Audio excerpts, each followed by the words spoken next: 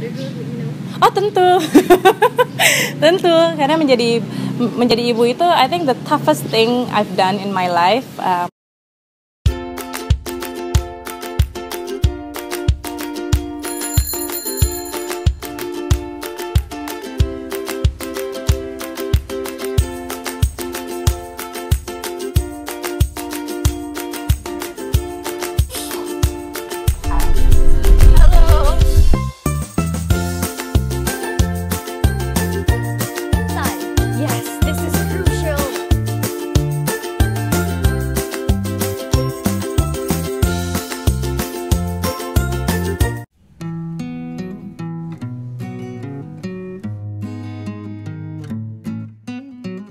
Hai, saya Zafira Lubis. Pekerjaan saya dan with my life partner, who's also my business partner, kita membentuk babylonia.com dan kita punya satu anak bernama Alaya, umurnya 2,5 tahun. Hardest part of being a mother? Challenges. Oh tentu, tentu. Karena menjadi ibu itu, I think the toughest thing I've done in my life, and I don't think it's gonna get easier karena kembali lagi seperti aku bilang, fase anak itu kan kayak Astra tadi ya, fase anak itu ada aja berubah-ubah dari yang mungkin dia separation anxiety, terus tiba-tiba tantrum, terus ada aja hal-hal baru dari dia yang perlu kita amati dan pelajari. Kadang-kadang aku merasa belum bisa memberikan yang terbaik buat dia gitu. Aku nggak mengerti maunya dia apa gitu. Dan itu sih yang untungnya suamiku perannya juga sangat besar. Jadi kita benar-benar ya mengurus anak berdua ya. Jadi knowing bahwa dia juga supportnya, dia juga put in as much effort sama aku dalam mengurus anak itu jadi lebih ringan gitu. Kadang-kadang adalah masanya kayak dia tantrum terus aku bingung kenapa gitu. Biasanya kalau kayak gitu suami yang handle gitu.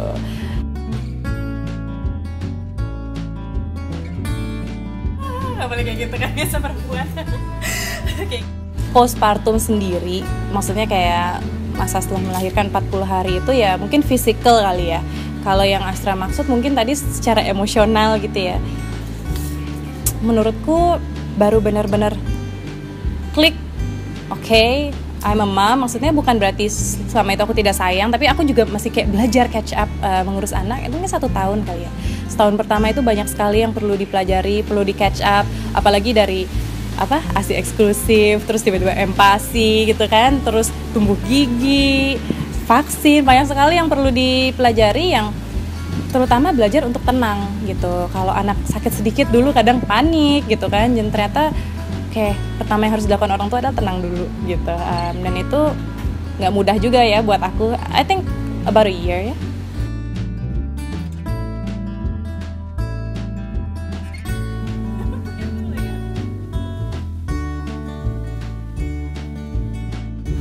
The best part of being a mom is to know that you are loved by someone unconditionally.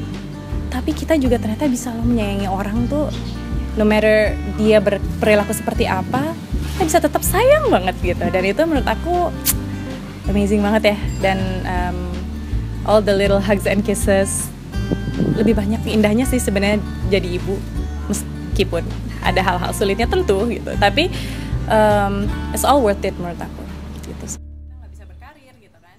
Nah si Sheryl Sandberg, jadi nggak hanya anakku aja nih yang kayak gini gitu. Cuman kita waktu itu baca satu buku dari yang menulis tuh yang punyanya Amazon.com, namanya Jeff Bezos.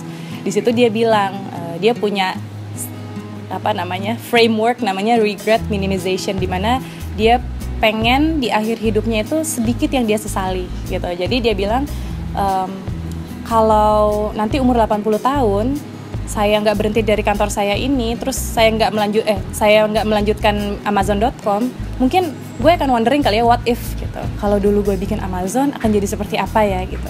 Dan itu yang membuat saya dan suami juga yakin kita masih muda gitu kan, nggak ada salahnya kita mencoba, dan tujuan kita juga insya Allah baik gitu. Kita ingin membantu sebanyak mungkin orang di Indonesia, dan kalau bisa globally juga.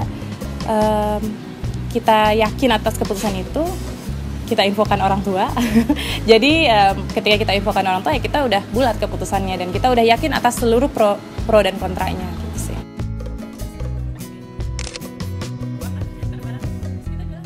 Di pembicaranya waktu itu bilang, it hit me, dia bilang, karena waktu itu aku bilang suamiku, hey, you look great today. Terus kata suaminya, yep, I do, katanya gitu kan. Besoknya dia bangun tidur, suaminya bilang, you look beautiful gitu kan. Terus dia gini, rambut gue masih berantakan, gue belum mandi nih. Terus dia langsung mikir, kenapa ya, kok suami gue bisa bilang, yep, I do look great gitu kan. Tapi kalau dia kenapa harus point out to one wrong thing about her gitu ketika dia dipuji gitu. Jadi dia training kita untuk build our self confidence dengan cara kita berkelompok kecil, harus memberikan apa ya, memberitahukan kelebihan orang lain bergiliran, di mana orang yang diberitahu kelebihannya itu hanya boleh tersenyum dan say thank you gitu. Jadi nggak boleh kayak gitu kan, biasa perempuan kayak gitu. Cuman jadi dia bilang just look at them in the eye and say thank you gitu. Dan ternyata exercise itu sangat empowering. Banyak juga yang jadi nangis, bukan karena menerima pujiannya, karena memberikan pujian itu gitu. Jadi pasti tanya kenapa kalian nangis. Ada temanku yang bilang it's just the sense of giving compliments, itu mengharukan aja buat kita gitu.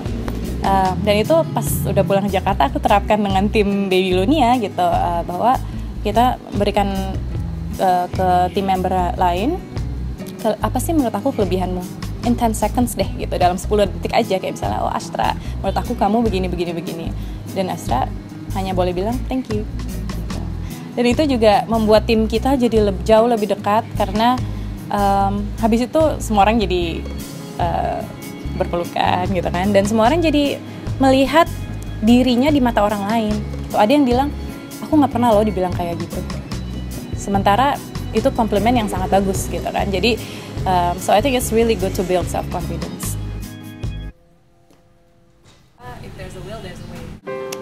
Terus aku apply, ketika aku alhamdulillah diterima, dapat scholarshipnya, terus mulai ragu karena acaranya itu adalah 2 minggu terakhir di bulan puasa, dan baru selesai itu 2 hari sebelum Lebaran. Jadi kalau aku balik ya pas hari Lebarannya gitu kan.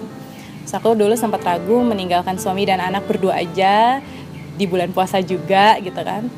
Tapi suamiku supportnya luar biasa, dia bilang we'll be fine gitu, kamu pergi aja Alaya sama aku, don't worry gitu. Dan aku juga udah mulai kasih pijakan ke Alaya dari sebulan sebelumnya bahwa Bunda akan pergi ke Hawaii untuk belajar. Alhamdulillah perpisahan dia malah goodbye katanya. Dia udah tahu Bundanya mau pergi ke Hawaii. Setiap hari kita video call. Waktu ketemu aku sampai itu tengah malam, subuh dia bangun, lihat aku langsung bilang, kok Bunda sudah pulang. Jadi kayaknya penting banget di situ, kita berasa pentingnya mempersiapkan dia dari jauh-jauh hari, bahwa Bundanya mau perginya lama gitu kan, berapa hari. Dan setiap hari kita video call tuh kita countdown, 17 hari lagi loh Bunda pulang gitu, 5 hari lagi Bunda pulang gitu. Jadi dia mengerti sekali sih, aku akan pergi lama, tapi insya Allah aku akan kembali gitu. Jadi cerita-cerita seperti itu yang bikin deg-degan itu banyak banget.